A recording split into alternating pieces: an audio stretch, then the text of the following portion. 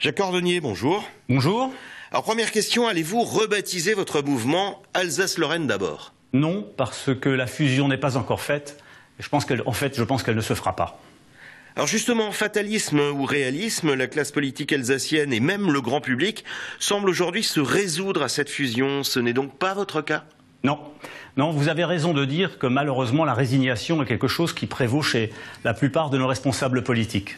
Il y a 7 régions qui ont su se défendre et qui ont échappé à un mariage forcé.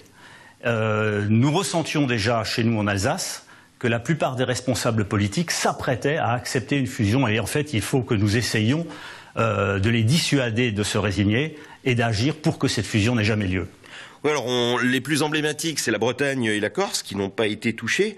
Vous considérez que c'est une injustice ou au contraire que c'est une injustice que l'Alsace soit touchée? Oh, ce n'est pas une injustice, c'est tout simplement, il fallait François Hollande devait réaliser le maximum de fusions possible. Il y avait des régions où c'était impossible et il a fait dans l'Est ce qu'il savait être possible parce qu'il s'appuyait sur la bonne volonté des élus de Lorraine et d'Alsace. Alors quels sont les points de cristallisation pour vous? L'identité régionale, le droit local, la capitale de la future région ou encore d'autres? C'est tout cela, c'est tout cela. Nous avons en Alsace des spécificités qui sont propres à l'ensemble de la région. Cette identité commune ne se retrouve pas dans la Lorraine qui regroupe 4 départements très différents. La Lorraine, en plus, son hinterland en Sarre et au Luxembourg. Nous avons notre profondeur territoriale en Suisse alémanique, en Pays de Bade et le Palatinat. Ça n'a rien à voir.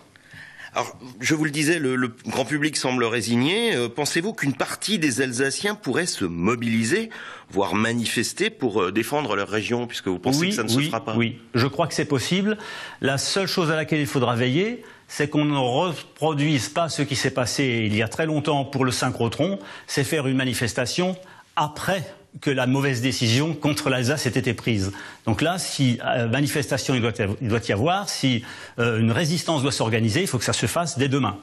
Alors vous dites que vous croyez à cette résistance, or on ne voit pas le premier frémissement de cette résistance. Si, vous avez quand même déjà 4 députés, 3 dans le Haut-Rhin, 1 dans le Bas-Rhin, qui ont lancé un appel aux Alsaciens à rester maîtres chez eux. Et je trouve que cet appel est parfaitement légitime, nous le soutenons, nous le relayons, nous l'amplifions et nous allons nous employer à le faire connaître, à le répandre au maximum dans les jours à venir. Jacques